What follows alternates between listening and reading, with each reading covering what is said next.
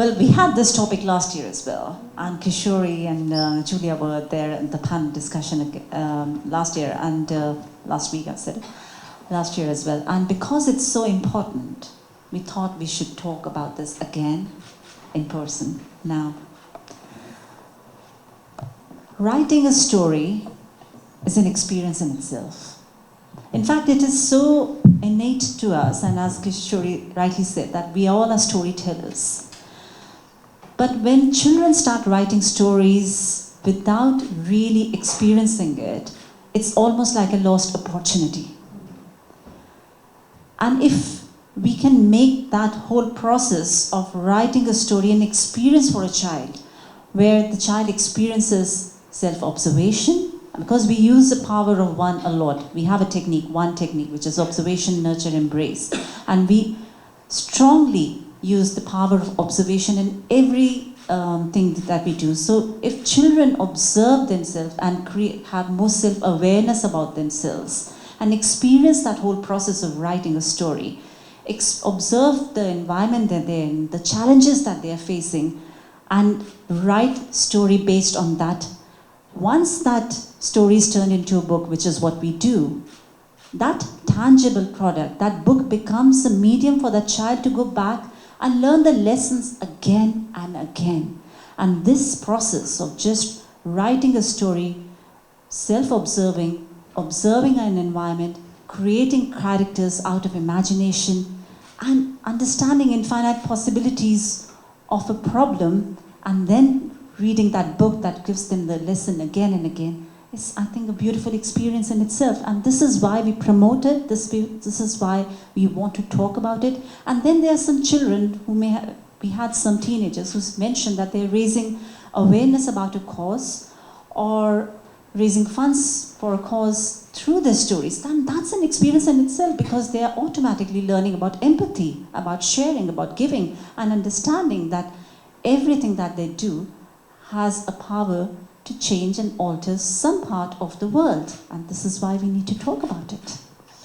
Julia, can I come to you, because we've obviously not heard when we come back. Here we go. So your experience is in education, and how do you associate that, do you think, sort of with your experience of education and experiential learning?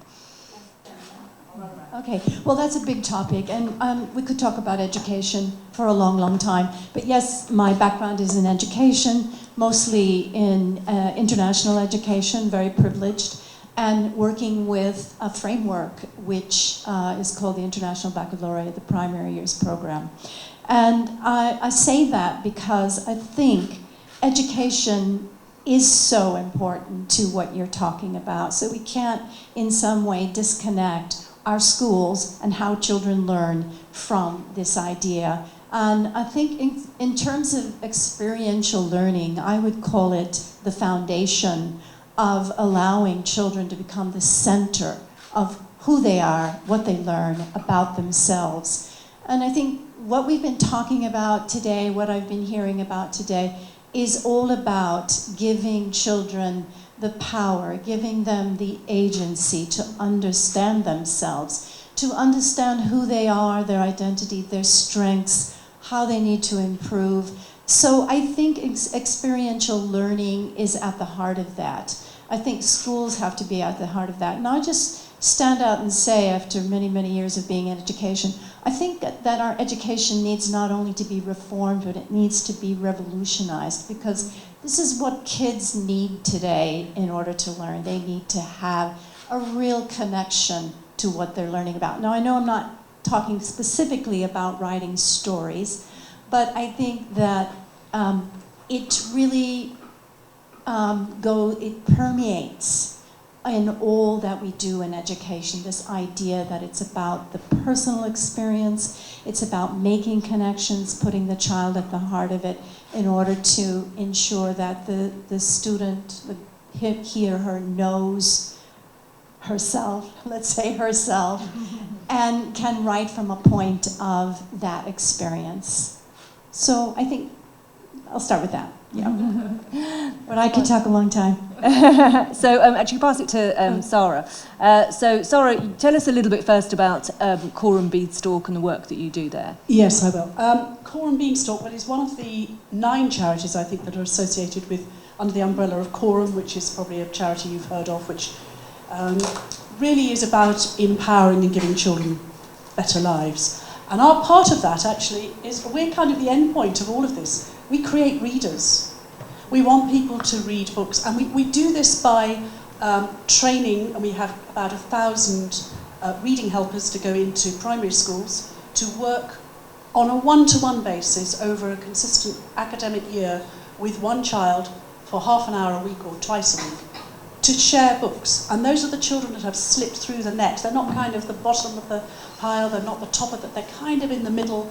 Reading has never been part of their lives. They haven't had people read to them, they haven't shared books, they haven't developed all those empathy skills that Craig was talking about earlier around what a book can offer you, what you can find out about yourself, how you can relate it to your own life, your own connection, your own curiosity.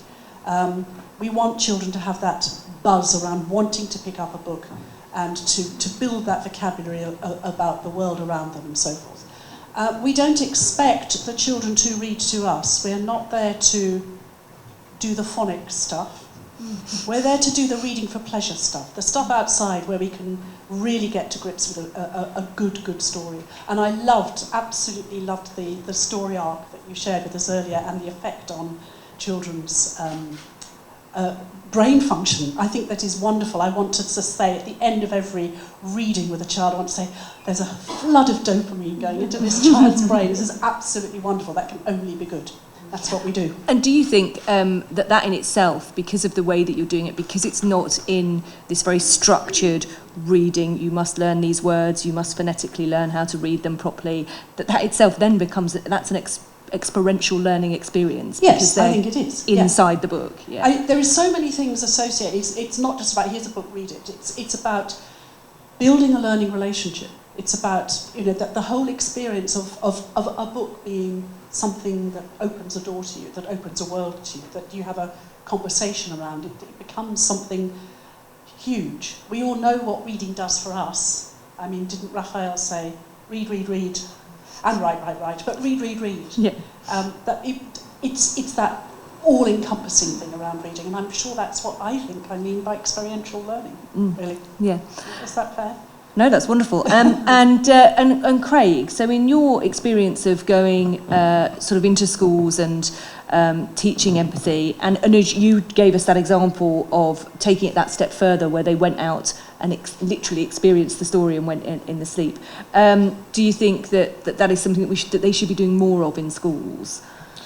I mean, not necessarily sleeping in the streets, it's probably a bit extreme, but I think, full disclosure, starting point is, I echo your point, what we have is an educational system that some people, and actually a society that is designed specifically to drain empathy out. And if you look at empathy, if you take anything that I said, clearly we're partial, but we didn't start with empathy. We just started with how can we make the world a bit better through stories. And it was lots of other people who said, empathy is the emotional glue that has allowed this species to be amazing. So if we then accept that through the Industrial Revolution we designed this education system to create people that could read and write but not connect, then to answer your question, we need to really, the real answer is we need to go way further than just having surface level interventions. And if you actually look, and I'll round this up, if you look at the pressures on the education system, one of the positive ones is that the workplace is saying we need new types of people. Google, who are not doing badly and are considered to be reasonable, and they thrive on engineers, and they ran a project called Project Aristotle to say what led to their most innovative projects. And they found, without exception, their most successful projects didn't come from the A scientists or the B scientists, the clever ones. Invariably, the best projects always came from, quite often, individuals that weren't as well qualified, but worked together better, that they showed empathy, they connected. So you come back to that evolution thing. We are at our best when we work together. And we educate children in classrooms, quiet, 30 people, don't talk to each other, learn phonics. It's crazy. So I think a good starting point is to create reading, talking, play, music, all the creative things. And I'm going very Sir Ken Robinson, departed Ken Robinson, but he's right. That is a good stepping stone. I am hugely optimistic. I'm lucky enough to have 3 children who are teenagers, and I think they get it. And I see them fighting the system that they're going in. I think my school's stupid, says Eden. Why I feel like we're being really mean to this? school and teachers. We love school and teachers. Let's just there's some teachers in the audience. But to finish off, and then I don't want to monopolise, but what's interesting is that the teachers we work with and the head teachers agree. They are passionate about this, and the reason they bring us in is to compensate for the gaps in the education system. So that's why when I said at the beginning, I'm not saying this for effect, it's wonderful that things like this exist, because it's celebrating not just reading, but writing as well, because that's what's key. And also I think that when we're talking about sort of experiential learning as well, and we are obviously specifically talking about stories and reading and writing today, but it goes further than that. And you mentioned, and for me it was a slight trigger, you mentioned the word clever, which I have a problem with over the last couple of weeks, because my daughter keeps saying, I'm not as clever as my friend. And I find that really sad. I'm like, who's told you that? Just because you can't read as well as her or write as well as her, that doesn't mean you're not as clever. That word has become associated with something very specific. Engineers, maths. If you can do maths and you're an engineer, you're a clever person. And yet somehow isn't, I'm going on my rant now, and isn't associated with creativity. And I think that's really sad. So, how can we, and Kishori, perhaps you've got some thoughts on this, how can we as parents, when our children are in a school system, support them with that kind of, when they're getting that kind of barrier? Yeah, beautiful question. Thank you. I fully agree that reading and writing is not the benchmark of our intellectual abilities. What's really beautiful is that most indigenous cultures didn't actually teach reading and writing. Like, at least in the ancient Vedic culture, the Gurukula system was about learning, outdoors. You learned how to get along with each other. You learned how to serve each other. You learned how to, much higher on the success paradigm was, are you humble?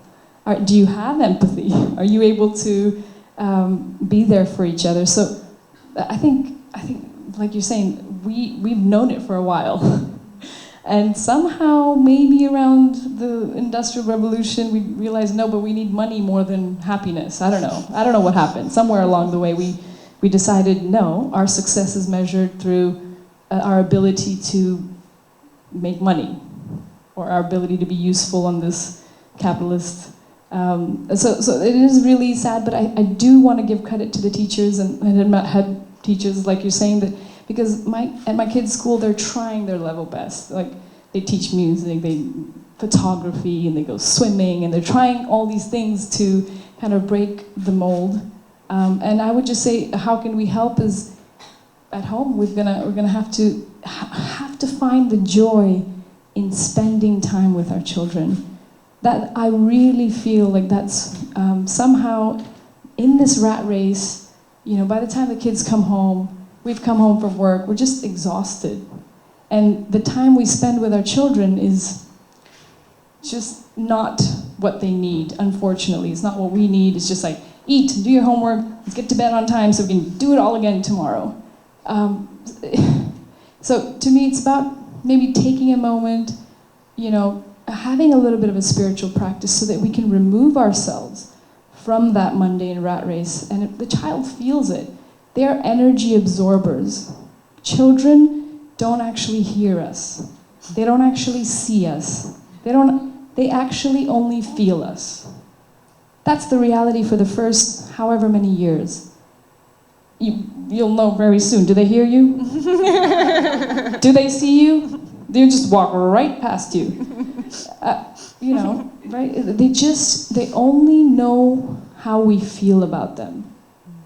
So the most important thing is to be in touch with who am I? And who is this child? And what is our relationship? So that when he comes home and he's exhausted and I'm exhausted, that we can actually take a moment out and be like, I'm here for you, I love you, and even if we're just sitting here together, we're connected. So for me, spiritual practice is at the heart of making something a bit more meaningful. Brilliant, thank you. Same question to Julia, actually.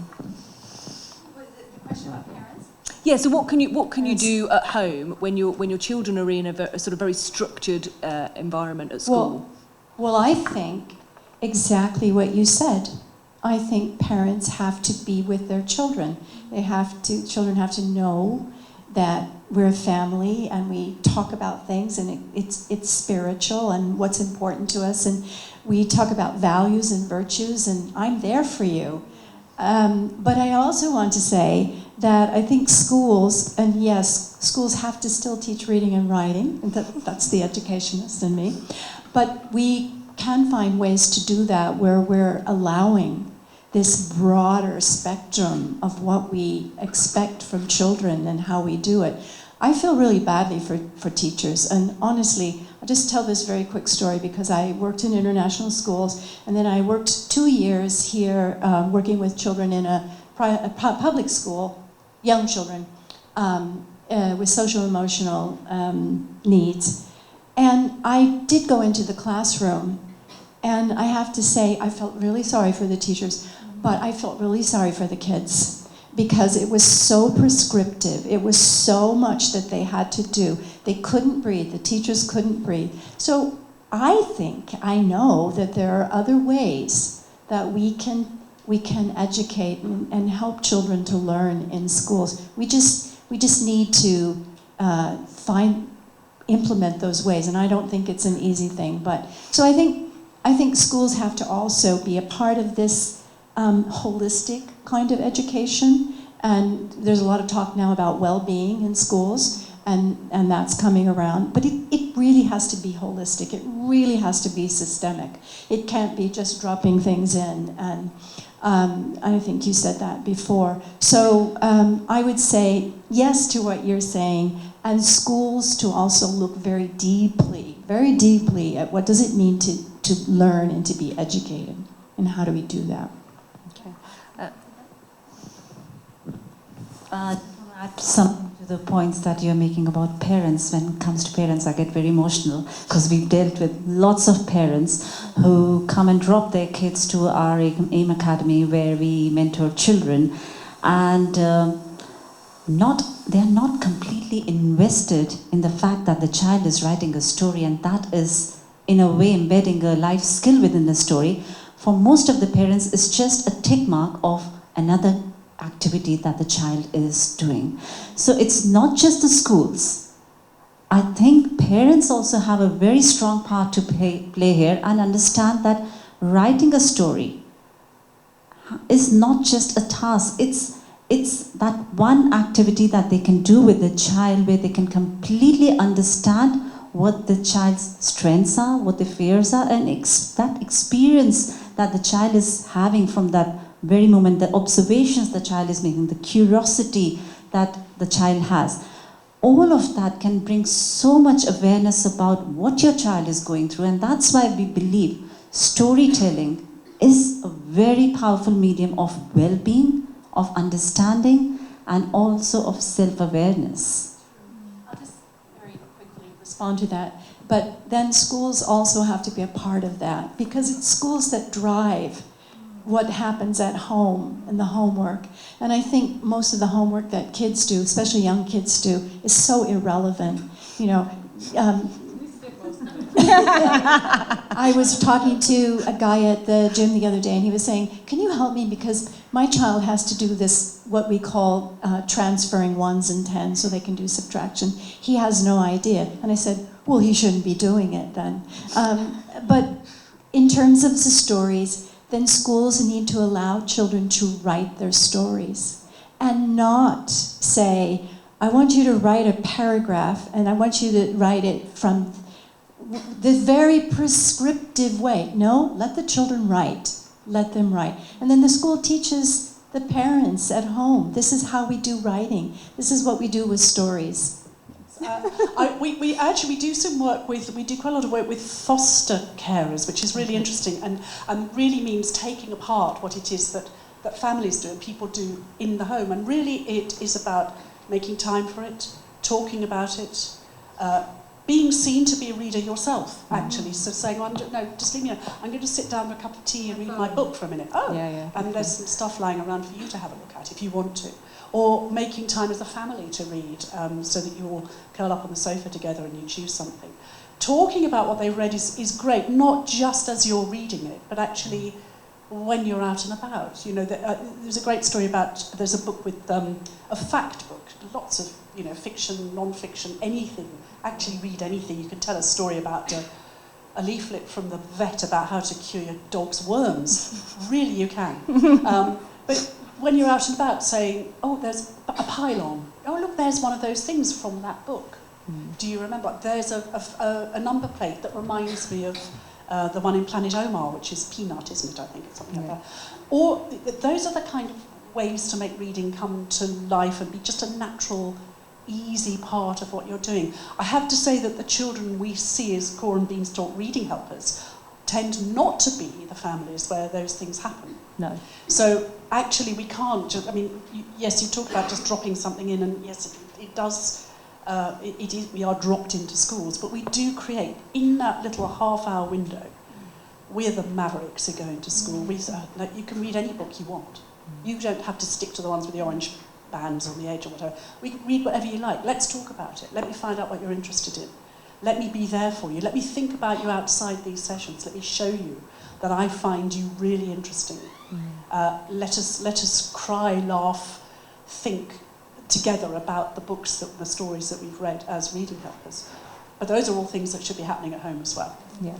So, Of course you can. At risk of being a bit too heavy, I feel right now, from all the work we've done with Empathy Lab, but also some personal experience, that stories are not just an important skill, it's not even a skill, it is what we are, is what I showed you earlier. I didn't start off from a bookish background or anything like that. The way I got into stories was when, with my grandmother in her mid-90s, sat down with my then 2- and 3-year-old children, and I said, oh, can you look after them? I've got, yes, sure. Shall we do a story? Oh, I haven't got a book. She said, oh, it's all right, don't need one. And she started making up a story. And I said, well, where did you learn to do that? Well, we didn't learn, because she was born in 1913. She said, we got one book a year. And you don't read a story, you don't write a story, you imagine a story. And she would pluck stories, not out of even the surroundings or cubes, out of the children's brains. So I said, well, where can I learn to do that? Well, you know how to. I've never learned. But she was right. And the for me was when, with Naya and Eden, are their names, and we started making up stories about Princess Wendy. And Princess Wendy would always, each time, it's a bit like Scooby-Doo, you kind of go through, and each time it would last for 7 minutes, and there would always be a different thing. And then within 2 weeks, both of them said, what's the problem going to be this time? They understood that story arc I showed you earlier, and they hadn't been to school. Now, what's really interesting also, and I just want to relate it to a lot of the things I've heard today, where we talk about stories, and this astonishing thing about the publishing industry. I'll relate it to a little anecdote with Eden, who at the time was 3 years old. So they were making up the stories. I'd let them do it, like Nanny said. And then she said, oh, let's do something different. And I was getting a bit caught up with myself. I said, can I help with the story? Yeah, okay. So how about Princess Wendy becomes a queen? And they both looked at me and went, no, why? I thought it was really good. I thought, progression, that sort of thing. She said, I'm only 3 years old. How can I be a queen? But if you relate that, and we run story-making workshops for businesses to help embed a story-making culture, unless you can recognise yourself, and this is deep within us, this is you see how you need stories embedded in culture at a deep level. And you can go off on one about how I thought what you were talking about there. There's a lovely anecdote about the Andaman Islands and the tsunami, which you may or may have heard of, where a lot of people tragically killed, but one indigenous tribe came wandering out of the forests a while later. The reason being, they had stories passed on for generations about, if ever you see this particular collusion of things, run for the hills. So, this is our species, how we work. We come up with ideas, we learn, we absorb through stories, before reading, before writing. So if you look at indigenous tribes in America, they have predicted the mess we're in now. You look at people talking a few years ago when the Wild West is celebrated in American films. They said, this is all going to go horribly wrong, and they're right, and they've even painted a picture of how it's going to work. But looking more optimistically, because that's what we're about at Empathy Lab, is every leading thinker says we have to imagine a new future. So if I take this right back to Nanny with the children, what we need is every child, not just some, not the better authors, not the ones who are not dyslexic. We need every child to learn from the moment they come out of the cradle, the way Nanny did with my children, the power of imagination. And the most powerful way of imagining a different future is through stories. That we have children imagining what it's going to be like if we don't change the planet, that actually paint pictures with stories about how the Earth is going to be really hot, but not just that. You won't be able to breathe when you go to school. You'll have to wear a gas mask in 200 years if you don't. Imagine your descendants.